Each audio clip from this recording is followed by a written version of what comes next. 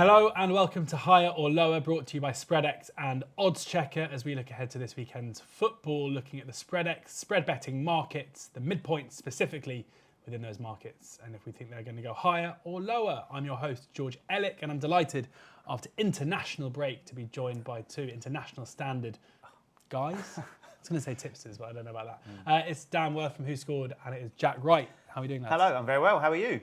I'm good. I'm good because, yeah, it's been another good... It's annoying. I had to wait 2 weeks. I was a bit cocky here last time. It was all set up for a fall, but I got 7 out of 8 again. You did not fall. I got 7 out of 8 again. Called out the traders as well and then proved exactly why. Yeah, I haven't had any messages from them actually, which is a bit of a shame. Yet.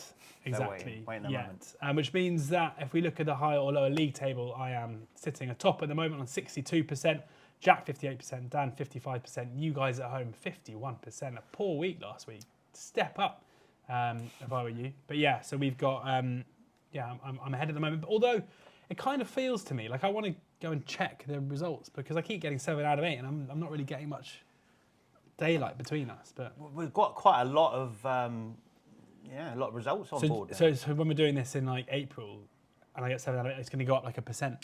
If that. Yeah. Shame. Yeah. See if I can build on that lead. As I said at the top, this is where we go through different games. We look at Spreadex's spread betting markets and we choose the midpoint. And there's also in the link below this, in the description, you can find a new customer offer as well. Bet 25, get 50. T's and C's apply. If you click on the link and sign up for a new account for new customers only, you can read how that works. But hopefully you can use some of those £50 free bets on some of these if you decide that you want to. But let's kick off in Friday night football in the Championship. It's an all Yorkshire affair. It is Rotherham. It's Rotherham and they host Leeds United. Now this is the supremacy market, so the amount of goals by which the favourite will beat or lose to the other team. And Leeds, unsurprisingly, are the favourites here. They're 1.45 as a midpoint, so 1.35 to sell, 1.15 to buy. So to be clear, that means if Leeds were to win by a solitary goal, it would make up 1. So if you're buying at 1.55, you would lose 0.55. Obviously, they were to win by 2, you would win 0.45 of a point because that would make up 2 itself. So Leeds over Rotherham here, guys. Leeds, the favourites. Rotherham at home. Are we going higher or lower than 1.45? 3, 2, 1. Yeah, lovely. Okay. So Dan and I both going higher. We are siding with the Favs to cover the -1 handicap. Yeah. Why not? All Leeds, aren't you? Well, yes, but also I know you're about to read out a lot of stats. I'm going to tell you why this one's going to buck the trend. Well, it's a hard pass on Leeds, I must admit. Obviously playing extremely well at the minute, in great form as well. I've just got so many results on my side by going lower. That's what I've gone with. I just feel that, normally we're wondering, we can take the draw or the win. Here, of course. This is it's new ground for us. We are groundbreaking. Yeah. We are indeed, in more ways than one. And, we're here, obviously, with my bet on this one, I can still have Leeds win, as long as they only win by 1 goal. And what do Rotherham and Bolivia have in common? Quite a lot, but in this instance, it's a tough place to go. Yes. Rotherham is a tough place to go. You could call me a little bit mad, if you wanted to. 2 wins in 16 for Rotherham, no manager, but... Their home record is not that bad. When we look at it, they have lost only twice at home this season in the league. They have had both the top 2 visit the New York Stadium. Obviously, the top 2 being the only 2 sides that are currently above Leeds in the table. Leicester escaped with a narrow 2-1 win, obviously, which would mean this bet wins if that was replicated. And Ipswich thought they'd escaped with a 2-1 win as well, only to be... undone very soon after with that fantastic strike to make it 2-2 and therefore a draw. So as far as Leeds away form's concerned, only 4 wins in 8 and only one of those by 2 or more goals, which is of course is needed here, and that coming at a Millwall out of form in September. And of course, it's International Watch, one of my favourite shows, straight after the international break. And how many players did Leeds have away on international duty this week? Loads. 18. Wow. Admittedly, not all of them will be featuring here, but there were some key players, the likes of Nonto Rutter, who's also an injured out. Did I see that Nonto was an injured out as well? You might well have done. Yeah, Rutter certainly he hobbled off somewhere. Yeah, he played 90 minutes in his last under-21 international in Ireland, so he didn't have far to travel. 72 minutes in the San Marino fixture first up. Rutter is an injured out. Liam Cooper-Travell didn't play. Wales contingent, Ampadu, Dan James and Joe Rodon all featured heavily during the week as well. Glenn Kamara for Finland played 90 against Ireland and then travelled to San Marino for 69 minutes. And Archie Gray played for England under 19s, which will not make Daniel Farke happy, given that he needs a rest. But there we go. There's the reason behind why I have gone tentatively against the Leeds dominant win. Dan, tell him why he's wrong. Well, I don't know. You make a pretty good case, don't you? That's what I'm here for. And it is a high line. It is. I think it's probably the highest we've seen in this market. It's groundbreaking. Doing the show, yeah, absolutely groundbreaking. But Leeds have won all 4 of their last 4 against Rotherham. Rotherham have conceded the most goals in the league, or joint with another team, but I guess we don't need to mention them, do Jack? Now. So again, it's kind of gut really. I just think Leeds have the attacking force to hit this line. I'm pretty confident of. I just hope that they can do it 2-0, 3-0, rather than just winning by 1. But I don't know. You're going to do the hard work here and tell me why I'm right. When you need an EFL expert, now's the time. So there's a couple of things here. I mean, obviously the players returning from their international break isn't ideal, especially given that it's a Friday night game. However, Rotherham, since they last played football, have sacked Matt Taylor, their manager. They've done this obviously because they're trying to stave off relegation. But in my personal opinion, if you were to make a list of the issues at Rotherham for the most part of this season, despite what a lot of their fans think, I think Matt Taylor probably isn't even on that list. I wouldn't be surprised if Taylor was having a net positive effect on what Rotherham are doing. You've got a side who have a 24th or 23rd budget in the league. They're currently sitting in 22nd, or 21st. It's not like he's doing a terrible job. I think his departure, you mentioned their good home form, and I completely agree. No one's covered the -1 against them so far this season. Their home form is very good. But I would say that maybe the architect of that good home form is no longer there. So I think Taylor's departure, in my mind at least, is a massive negative in the short term, especially until we see who takes on from Taylor going forward. And Leeds' defensive shape and structure is so good. I actually think that Leeds right now are the best team in the Championship. People may be like, hold on, what about Leicester? They won all those games at the top of the league. But anyone that watched Leicester against Leeds at Leicester the other day saw that there was a gap in quality between the two sides. Leeds were the better team, unquestionably, and won the game 1-0. So the defensive work is very good. They don't concede many chances at all. Rotherham have had loads of games this season where they've managed to get something out of games despite creating very little. Like there was the away game at Southampton where I think Hugo scored a 30-yarder, which is basically their only shot in the whole game. He's renowned for that as well, isn't he? And there was also the 1-1 draw against Preston, where Preston absolutely battered them, and they basically scored from their only shot in the game. So I think they're going to get their comeuppance at some point. I don't think they're going to score. Yes, Rutter being out would be a big blow because he's having a brilliant season so far, but they've got Peru, they've got Somerville, they've got Nonto, they've got Dan James, they've got like an absolute embarrassment of riches when it comes to an attacking standpoint. I also think there's a lot of talk about Leicester having the best squad in the league and all this stuff. I actually think Leeds have got the squad where if you're looking at it from a pure value perspective, especially given the age of the players as well, I think they're the ones who you'd look to. So, and a course and distance manager, of course. Yeah, Daniel Farke. Yeah, yes. And a manager who definitely doesn't shut up shop when ahead as well. I think Leeds will win this game. And do I think they're more likely to win it by a solitary goal, or do I think they're more likely to cover the -1? I think it's the latter. So therefore, that's why I'm buying or going higher at 1.45. If we carry on talking about these games as long as that one, we're going to be here all day. Yeah. So from the biggest game of the weekend to Rotherham against Leeds, to the one that I think most of us won't bother tuning into, Manchester City against Liverpool, the early kickoff on Saturday. Obviously, a massive game in the Premier League. City fresh off a 4-4 draw against Chelsea, bringing their good form to a bit of a dip, and then Liverpool having a fantastic season without much pre-season optimism. City are the favourites for this one. It's the supremacy market again. 0.85 is the line here. So you're going higher if you think City will win, lower if you think that Liverpool will get something out of the game, a draw or a loss. 3, 2, 1. Oh no. This time? Oh no. Liverpool, tell me, are you massively overreacting to one game, or is this? Yeah, absolutely. Okay. I just basically, my rationale here is that I'm taking the coward's way out, getting the draw on board, based on purely on the fact that I think City have shown a few weaknesses now, and I think Liverpool are probably the perfect team to exploit them. I.e., John Stones is out, and that leaves a massive gap in front of the defence, which the likes of Núñez and Salah can really, well, penetrate, I hope. And if they can't, to a big extent, I've got the draw on my side, and I'm quite happy with that, because I mean, we don't really need to talk about how good Man City are, and you guys are going to spend the rest of this match telling me how good they are. That's not a reason to... Yeah. But I think having the draw on side is a big thing, because if, like Chelsea, which I'm going to talk about again in the next market, if there's a repeat of that, I'd back Liverpool to go one better than Chelsea. Is my point. Okay. Tell me why I'm wrong. Go on. So City at home. So looking at this now, in 2020, 2021, City lost 4 home games and drew 2 in that season, despite winning the league. And they lost to Manchester United, who finished 2nd. They lost to Chelsea, who finished 4th. They lost to Leicester, who finished 5th.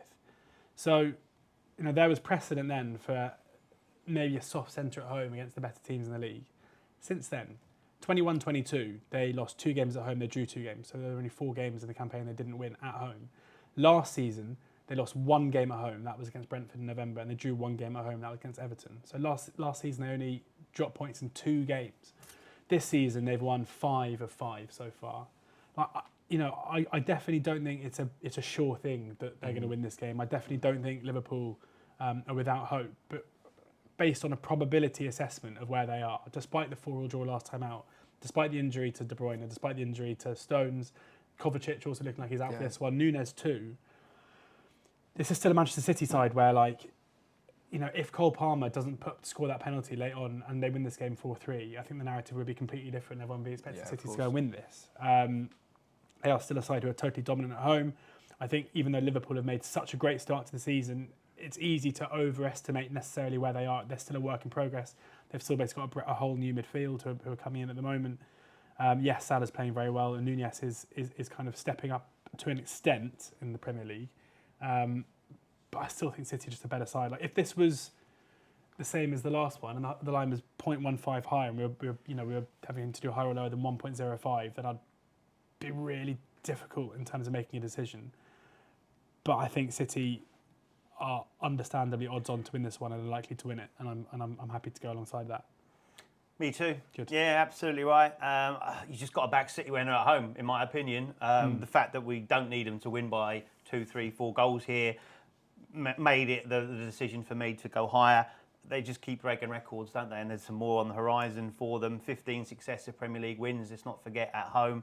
15 successive Premier League wins at home. 23 games in all competitions as well.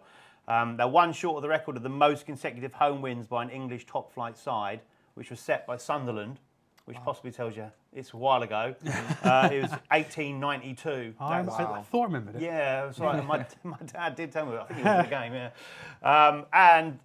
The one thing that I thought you might have mentioned, because I think I did see this on WhoScored.com, the last time that Man City won back-to-back. You're nodding, you know it. No, I don't. Right. I know it's going to be good for me. Yeah, it was 1937. Against Liverpool. So, and Erling Haaland, if fit, has also got his eyes on a record as well, which I think makes him even more hungry than the very, very hungry person that he is. He's looking to be the quickest player to reach 50 Premier League goals. This will be his 48th game, should he play, and I think he probably will. Yep.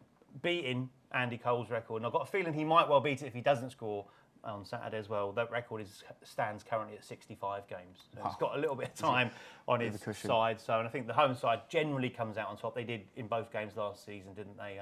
Both won the home ties there. So City unbeaten in the last 6 head-to-head between the two sides, winning 4 of those as well. And I just feel that Liverpool defence and possibly the midfield that have had a lot of travelling to do over the last week or so, and drinking shots as well after their successful missions, might just be dominated by an abundance of riches for Man City in those forward areas. So, yeah.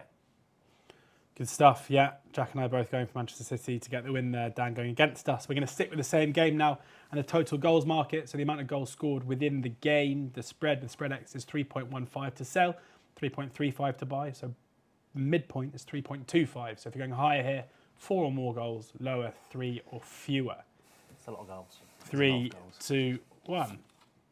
Oh, goodness. Come on. Oh, no. 2 really exciting teams. No. We're It's going to have gonna fun be watching this fun, Saturday lunchtime, aren't we? Great Saturday lunchtime. Maybe some sun. Who knows? I've not looked at the weather. But Sun. loads of goals. Loads of Fun goals in is the sun. forecast. I think fun in the sun is a thing that happens in May when teams are on the beach. No, not, come on. not in mid-November. No, I fancy it. Sunny day, In loads of goals. In Manchester. Let's have a look In at the Manchester. weather. Yeah, It's no. never sunny in You're Manchester. gonna pull me up on that, aren't you?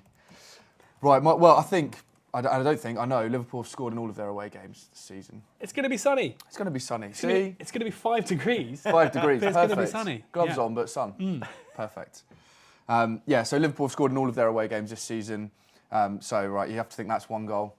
You guys are telling me that City are going to win, so that's another 2 goals. That's 3. Hold on, you can't use our selection as part of your reasoning. Yeah, fair enough. How are you on over 50% given this reasoning? I'm Unbelievable. just riding on your coattails. But again, like going back to that Chelsea game, there's obviously 8 goals. I'm not suggesting there's going to be 8 goals here, but I think that's proven that City are susceptible to concede more than once.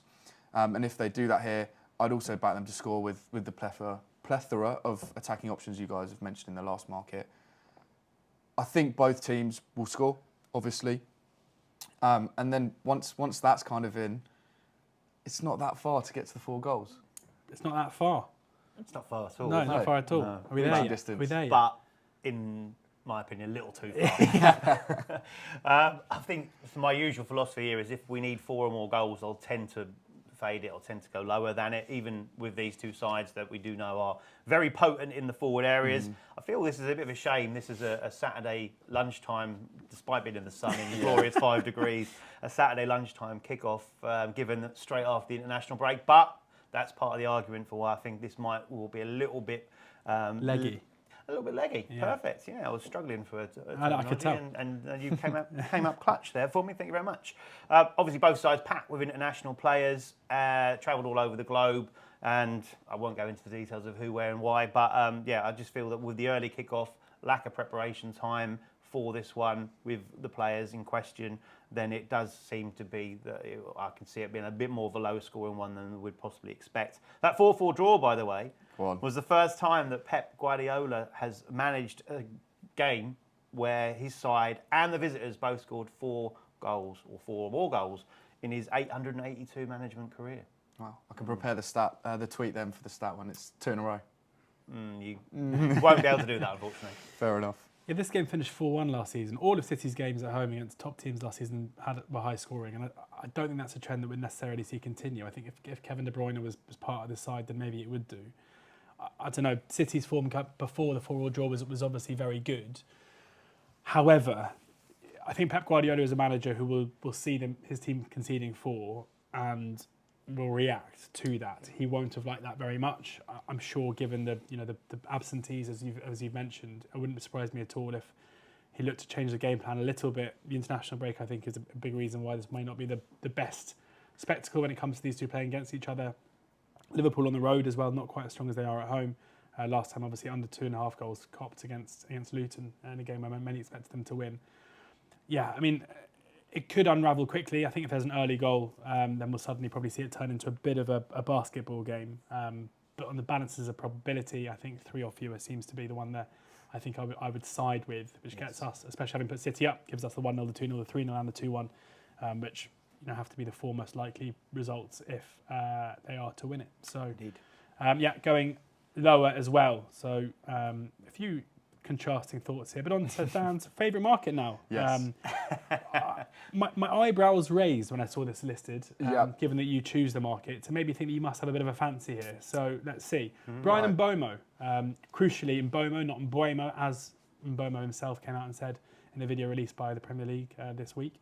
See if commentators pick up on that. Brian Mbomo, player goal minutes for Brentford. Clearly a player who enjoyed himself on the break at Stamford Bridge fairly recently. 12 to sell, 15 to buy. So player goal minutes midpoint here is 13.5.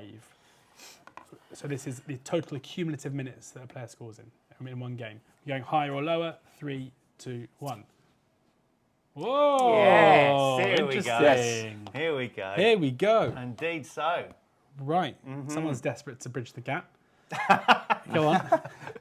That bridge, another bridge, yeah. Well, there's several key elements as to why I have gone higher. This is actually, we've talked about this market before and how we play it, and this one just about comes into the criteria I look for. I think for a striker, goal minutes of 13.5 as the midpoint here is quite appealing, especially one who's already scored 6 goals this season, scored in 5 games this season. All of those goals come in after the minutes that we need in this one. He always plays, injury permitting, 90 minutes for Brentford as well, and he's on penalties. Yes, he was on international duty in the week. In Cameroon, 90 minutes played and scored. What minute? 45th minute. But was it after half time or before half time? It was before half time. Okay, I think it was 45 plus 2. Wow, nice. If you want to be precise, as we'd like to be. Then he played 33 minutes away at Libya. Didn't score in that one, unfortunately, but obviously 33. Maybe got a bit of an injury issue. No, he came on. There, so luckily, yeah, which was fine. And the good news is that after the last international break, you rightly said, he then scored in his next 2 fixtures straight after it. So a man in form and doesn't mind travelling as well. So as I said, 6 goals in 12 games, scored in 5 games. 26th minute, 66 and 90. Did get a brace against Fulham. 90, 62 and 90. A lot of 90s there, isn't there? In fact, no player has scored more goals in added on time at the end of the match than Mbeumo this season. He also missed a very good chance against Chelsea before he scored as well. There we are, yeah. So absolutely fantastic. Also looking at the last 5 away games for Arsenal to see who was scoring those goals. And there's been a few. Anthony Gordon, of course, scored for Newcastle. It was Kudus and Bowen for West Ham in the League Cup tie.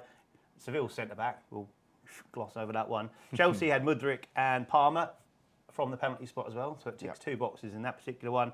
And Lens had Thomason and Wahi. So all players kind of forward, wide forwards and central strikers getting on the score sheet. Brentford will be super confident going into this one, unbeaten in their last 14 Premier League derbies as well, winning 8 of those. And since the last start of last season, no Premier League player has scored in more London derbies than Mbeumo, and he scored 8 goals in those games as well. And no 0-0 in the Premier League between these two sides, involving these two sides, in the last 64 matches that they've played. It's about time. It's about time for a 0-0. Dan? You mentioned he scored loads in the London derbies. How many against Arsenal? None yet. Yeah, it is 0. It is 0. But lots against Tottenham, so very similar. Very similar. You're right. Like, he's probably Brentford's biggest goal threat, but they have the 4th worst big chance conversion rate in the league, which is 28.9%. I just don't think they're going to get that many chances, and if they're only scoring, let's say 30%, just around it, like, he's going to have to make the most of one. No, they're not going to get many chances, and if they do, they're going to miss them. Okay. Easy as that. I think for me, it's more, got to play the game, haven't you? And if would I be selling at 12? No. But in terms of trying to make sure that I keep my lead at the top, like looking at oddschecker, best price from Mbeumo is to score any time is 11-4. So do I back the 11-4 shot or do I back the 4-11 shot? I'm going to back the 4-11 shot. Yeah. He's a brilliant player, and I can see certainly that if Arsenal are chasing the game, is probably where I'd most be wary of Mbeumo, because his pace from the break is massive. We know that Arsenal play with a very high line. Yeah. The highest in the league. The highest line in the league. So in that respect, I can see him causing big problems. But I have to think that even if that 11-4 is a big price and is backable, it's no even money shot. So I'm playing the percentages and going under. You can see that I'm now like, I'm that team who goes ahead in a game and then just drops in, sit in. Yeah. 2 banks of 4 for me now. 2 banks of 5 probably. I feel this is a nice line. Like I said, I think Mbeumo is got the potential here, and I've got a lot of upside. In what I'm going at, but I also get the opinion on the game stats. theory. Yeah. Tottenham Villa is our next game. We've got a couple of markets here.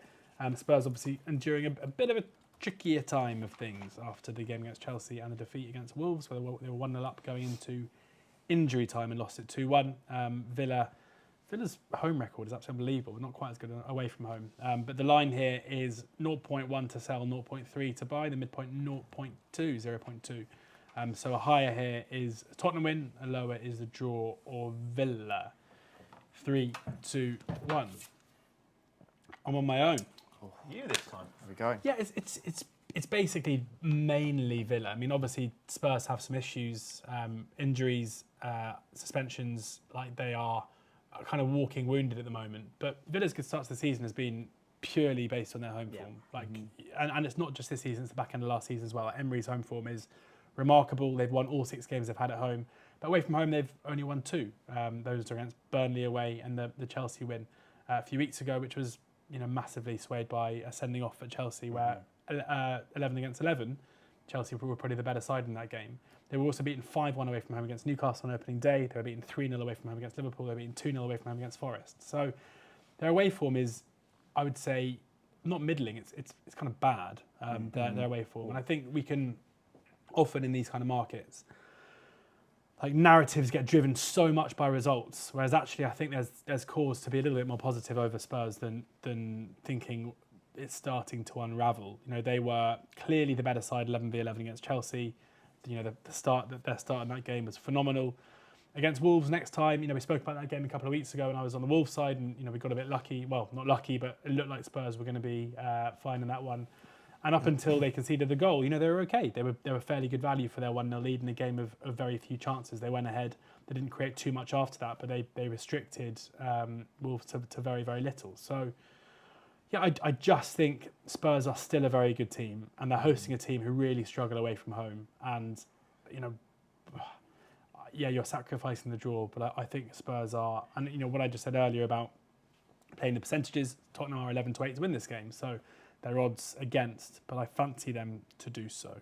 So I'm going for a Spurs victory. Why are you getting against them here? What are the odds on a Villa double chance?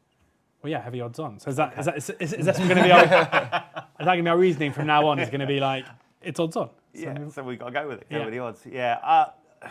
I just feel that the injuries and suspensions that you talked about there are massive enough to go with getting the draw on side. You're right, totally right. I agree with everything you've said, other than the fact higher at the start of it. But Villa, yeah, just bizarre, isn't it? Really, when you can be so exceptionally good at home, and then very weird, then just very, very poor away from home. And as you say, the sides that they've played as well, comprehensively beat by the better sides, and struggling against the ones that have, are lower down the table as well. I think Spurs 1-11, all fit, win this game, and probably with a little bit of room to spare. The key elements for me, both centre backs being out for this one for Spurs, Bissouma being out as well as arguably their best holding central midfielder up against Douglas Luiz in this case, who's I think having an exceptional season, and Maddison, obviously their key creator, put all the strings in their opening stages against Chelsea and has done throughout the season, and of course. Son being away, international duty, the same scenarios, 180 minutes for South Korea and in China. So yeah, I think I'm taking the chance that Villa can grab some of that home form and take it away finally. And so with the draw on side was the swaying factor alongside those injuries and suspensions. I haven't said it yet, but X have also taken part in all of this stuff, and they are... All of this stuff. All of these markets, these lovely markets that we've been discussing. X is also lower. I don't know why they've gone lower, but I know why I've gone lower. And that is because Villa won both meetings last season. I know you are going to say that Spurs are a completely different side this season. Has about as much relevance as what I had for breakfast. And what was that? Pain au chocolat. Oh, nice. On the walk, Living the high life. On the walk from the station. Yeah, no, very definitely nice. not. Very nice. But no, it's the injuries for me as well. They are massive for Spurs. And yeah, okay, Villa have not been the best away from home, but they are, all the narrative at the moment, right, is that they are clinging on to the top 4 chat. And I think, and rightfully so, they are desperate to be in that chat for as long as possible.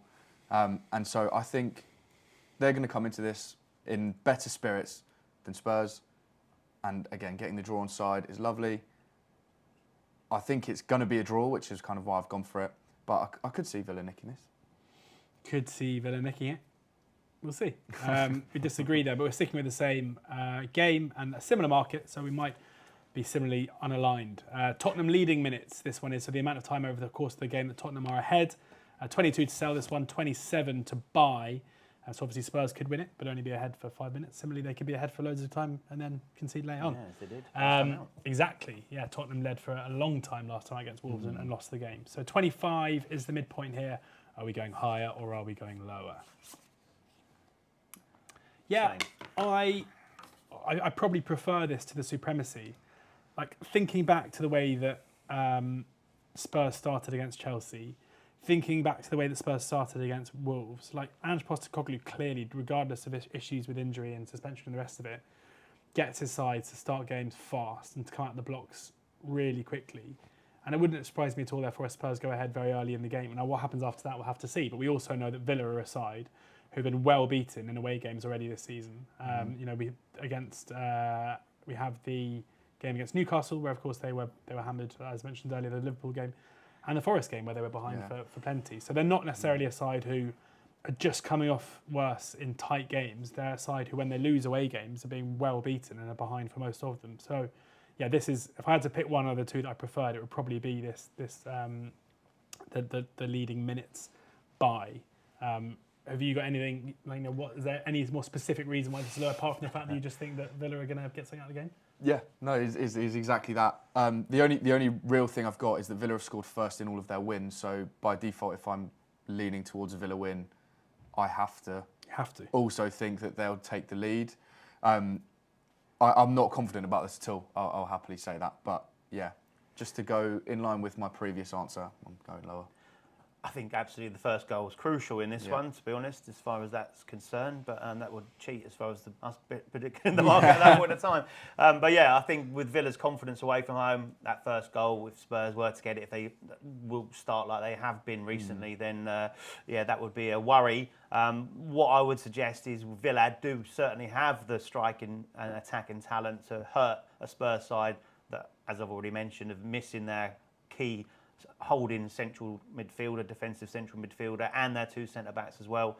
And they also, I feel Matty Cash could be quite crucial in this one because there is issues down that Spurs left side, and they do tend to give up a lot of chances down their left side. And Cash is the defender with the most shots on target and most shots inside the box. Cash in the attack. Cash in on that one, absolutely. So yeah, I just feel that they have the opportunity. Which is the better pun? Yeah. I'm not liking any of them, to be honest. What? Yeah, sorry. Cash in the attack? No, lower on both. We'll look forward to yours later. Yeah. So yeah, I just think they have the threat to take advantage of this.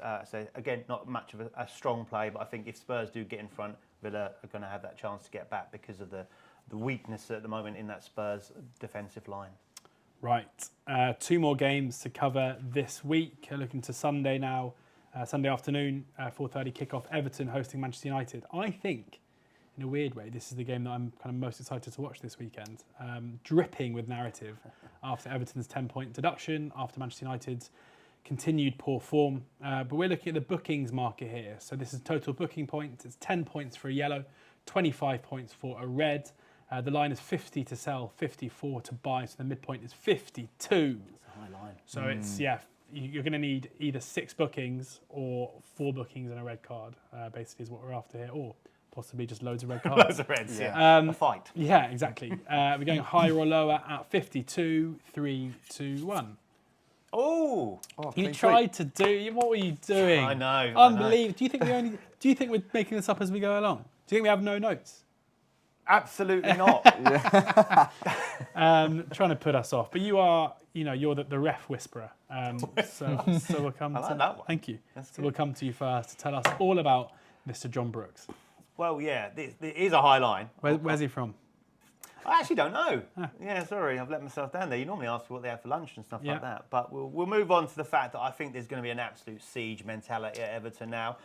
I think the points deduction has probably made this a better play than it was even prior to it. White hot atmosphere at Everton. I think the Goodison Park faithful will be bang up for it from the get-go. Galvanised the club, I think, that decision. And you'd imagine Sean Dyche is just the type of manager that's going to want to grip hold of that and take it on. So as you say, Man United been winning games, but kind of playing poorly. And I think they're having to kind of dig in to get these results, which will lend itself towards the fact that we're going to see some cards in it. Everton themselves, decent form going into the international break, top 6 as far as their Premier League form is concerned.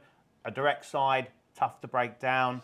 As far as the bookings are concerned, 2 of their 6 home games this season have seen 60 or more booking points, which of course we need here, including last time out against Brighton, where they picked up 40 and Brighton picked up 20. Their average across the season is 35, so it is quite low. But I said the most recent ones, we're starting to see that kick in. And only one of United's 6 away games this season have seen 60 plus, but it was in the last game at Fulham, where we saw 7 yellow cards, so 70 booking points. And who was the referee that day? Brooksy. The ref that books. He's from Melton Mowbray. That's what I thought. I knew I'd... Loves the pork pie. Indeed so. Indeed so. Melton Mowbray. Well, you know, you talked about the deduction and like what that means for the crowd, and it's going to be quite a tense atmosphere, I think, in Goodison, which is all going to lead to it boiling over and there being lots of yellows. Over 25 fouls per game, Mr. Brooks, on average this season, which is the 5th most of any referee, so that's obviously quite high. But even higher is he's shown 4 reds, which is the most of any ref. I guess we're on the same side, so no one's going to pick me up that trend could be bucked. But I'll always pick you up on it. Yeah, I know you will. But yeah, I think Everton ranked 5th for fouls, 12.2. And I think like that's only going to go up here, right? Because they're going to really want to get stuck into Man United, prove a point to the league, to everyone that they're here to stay despite the -10. I think we could see a high octane start, and that's going to set the tone for this one. I don't see any way that this is like a damp squib of a game. Like both, it's a massive game for both sides. This, like Everton, we know what Goodison's like when the atmosphere is rocking. Like they feel aggrieved at everything. You know, they're not happy with the ownership group at the moment. The new ownership, the potential new ownership group, they're not happy with the Premier League. Like the only thing they're happy with is basically Sean Dyche, and that should galvanise itself into real angst in the stands, but also a desire to get behind the side. I think Sean Dyche is a manager who's at his best when he's creating siege mentality, which obviously this points deduction will massively help. We know that Dyche is a manager whose style is pretty attritional in possession, but they're not a side that sit off. They press, and they look to work very, very hard off the ball. And for United, you've got a side that they need to start picking up points at some point. Like they need to. I mean, I know they've won their last 2 games, but they need to improve. And if they do lose this game, I think things are going to get very, very difficult for Erik ten Hag. John Brooks has given the most red cards in the Premier League this season with 4. These 2 sides between them have only picked up 1 red card so far this season. Now, this is a trend that I would buck, where like, if we were talking about Liverpool, who've got the most with 4, or Wolves with 3, or Tottenham with 3, and you tried to tell me that's a reason why there were going to be more red cards, I would say no chance. With yellows, maybe. But with reds, like there's no reason why Everton and Manchester United haven't got a red card. It's not because of good discipline. It's just basically luck that so far a player on a yellow hasn't committed a foul that's been judged to have a second yellow. It's a matter of time until Manchester United have a red card this season. It's probably a matter of time until Everton get a second. Indeed. I'm calling it here that I think there'll be a red in this game. I like it. Given that Brooks is there, and that obviously helps our cause too. He showed one in his last game, didn't he? That was against for Brighton. That puts me off though. Okay, I'm sorry. Well, I'm going to put you off even more, because the last time he took Everton was away at Crystal Palace last season, and he showed a red card like to that, Mason Holgate. Yeah. Perfect. So there we are. There's that one. And I say his average is the highest. His yellow card, or his cards per game average, booking point average is what I'm looking for, is the highest of any referee that's taken more than 2 games in the Premier League this season, averaging 61.25. So even his average comes in above what we need. And also he gives 4.6 yellow cards per game this season, but you might think, well, is that because of the new rules and all the rest of it? No, he averages 4.5 over the course of his Premier League career as well. So always someone who gives, and that is from the WhoScored referee stats page, which is really phenomenal, worth looking at for your bookings fancies. All of us agreed there, first time so far today. Let's see if we can do it again. Fulham hosting Wolves in what must be one of the greatest Monday Night Footballs of all time. Oh, mouth-watering. Can't wait. Let's get past Man City, Liverpool. Let's get past Everton, Man United. Exactly. Fulham Wolves, Monday Night Football. Not one to upset the other half about if they don't want to watch it, I don't think. But total goals, 2.4 to sell, 2.6 to buy. The midpoint is 2.5. So this is basically lower is 0, 1 or 2 goals. Higher 3 or more. 3, 2, 1. I thought that might happen. Yeah. I thought it might happen. Yeah, it just feels like a game where neither side have much attacking proficiency at the moment. I think Gary O'Neill and Marco Silva are both doing very good jobs to keep both sides kind of safely mid-table and away from the relegation zone. You know, we've spoken about Raul Jimenez before, who's the striker brought in from Wolves. You know, he's really struggling for any kind of goal-scoring threat. Wolves also lacking that out-and-out striker currently.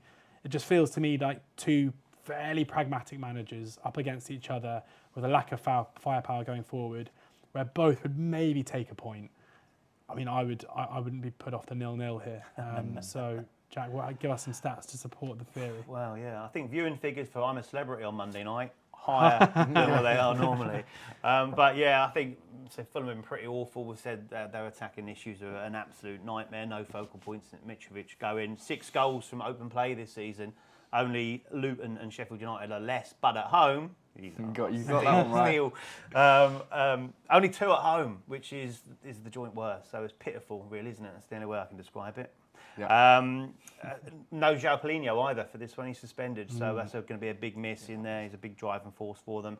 And to counteract that, still no Neto for Wolves. So I think you're looking like less and less players that can actually kind of break the deadlock. I wouldn't be surprised 0-0 either. Possibly a 1-0. Probably to Wolves if I had to go with it. The last 8 have all been lower between these two sides going historically. Last season was 1-1 here. It was 0-0 at Molineux. And that 1-1 broke the cycle of 4 successive games between the two sides where there was no more than a single goal. So I say with both these sides looking very blunt in attack, then it's got to be a lower. Got to be a lower, Dan? Yeah, agreed. I only looked at the last 6, so you've bettered my point that this line would have come in.